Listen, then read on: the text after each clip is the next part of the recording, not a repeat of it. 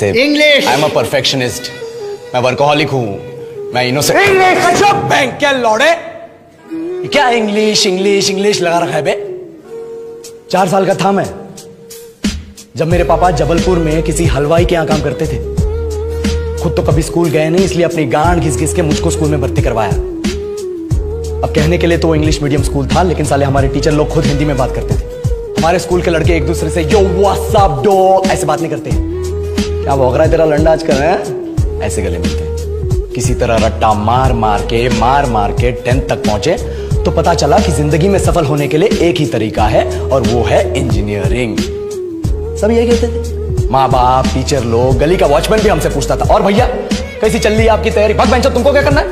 इसलिए हमारे स्कूल के बच्चे हम सब पहुंच गए बकरों की तरह। मैं IIT, मैं NIT। अरे जिस बच्चे ने अपने बाप को जलेबी तलते देखा है वो तो यही सोचेगा ना कि जिंदगी में पैसा ही सब कुछ है। I did not choose this engineering life, sir, and neither did this engineering life choose me. It was shoved down my throat by my teachers while my hands were tied to my back by my friends and my parents watched in silence. और English सुनेगा तो मादरचोद तो सुन। 10th के बाद 2 साल लग गए इस कॉलेज में घुसने के लिए, कोचिंग में निकाल दिए। ना कुछ खेले ना कुछ सीखे, और 2 साल बाद जब यहाँ पहुंचे तो पता चला कि बड़े शहरों के कॉन्वेंट स्कूल के पढ़े बच्चे जब अंग्रेजी में बात करते हैं तो मरे हुए फूल भी खिल उठते हैं। आहा, हवा में ऑक्सीजन की मात्रा बढ़ जाती है इनकी अंग्रेजी सुन। और पूरे कॉलेज की लड़कियां इन इंग्लिश स्पीकिंग लड़कों को अपना जीवन साथी .com मान चुकी है। तुझे क्या लगता है?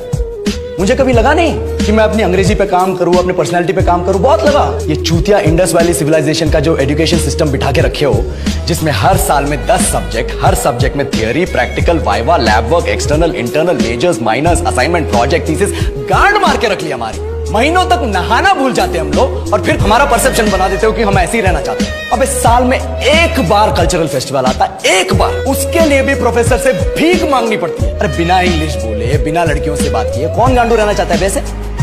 पर टाइम कहाँ है कुछ सीखने के लिए? लगे पड़े हैं कोडिंग सीखने, 3 लैंग्वेज सीख रहे हैं अलग अलग इंग्लिश छोड़ के। लेकिन जब प्लेसमेंट्स की बात आई तो सबको एप्टीट्यूड चाहिए, पर्सनैलिटी चाहिए, इंग्लिश स्पीकिंग चाहिए। It is not that we can not speak English, sir. We are just very conscious of our diction and our pronunciation, and we are not confident to speak in front of anyone else. If the curriculum was a little bit diverse, if the engineering colleges in our country focused on our all-round development instead of functioning like a goddamn factory that is just mass producing robots by killing their dreams and handing out degrees, I would not be sitting here in this pointless HR interview, the likes of which exist only in our country. ये लो sir, बोल दिया मैंने 4 और line अंग्रेजी में। अब बताइए, क्या मैं आपके मल्टीनेशनल कंपनी के लायक हूं? Do I have the potential to be a slave of your esteemed organization?